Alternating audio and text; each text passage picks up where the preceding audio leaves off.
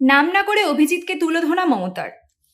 নাম না করে তমলুক কেন্দ্রের বিজেপি প্রার্থী প্রাক্তন বিচারপতি অভিজিৎ গঙ্গোপাধ্যায়ের তীব্র সমালোচনা করলেন মুখ্যমন্ত্রী মমতা বন্দ্যোপাধ্যায়। গতকাল মাথাভাঙার গুমানির হাটে মমতা সভা করার পর আজ কোচবিহারের তুফানগঞ্জের বিধানসভা নাগুরহাটে সভা করেন।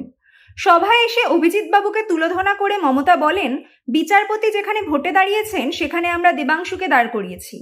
বিচারপতি সবার চাকরি খান, এবার জনগণ চাকরি খাবে বিচারপতির। আমি ওনার বিরুদ্ধে ছাত্র নেতাকে প্রার্থী করেছি, দেবাংশুকে। দেবাংশু ছুটিয়ে বেড়া, আর আমি চাই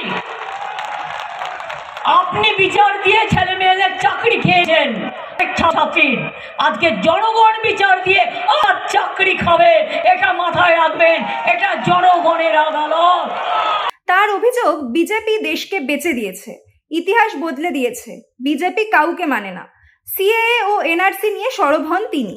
তৃণমূল সরকার থাকতে সিএএ ও এনআরসি মানা হবে না। সিএএ কে ঘেচাংফু বলে কটাক্ষ করার পাশাপাশি বিজেপিকে জুমলা পার্টি বলে আখ্যা দেন তিনি। এনআরসি চলবে না।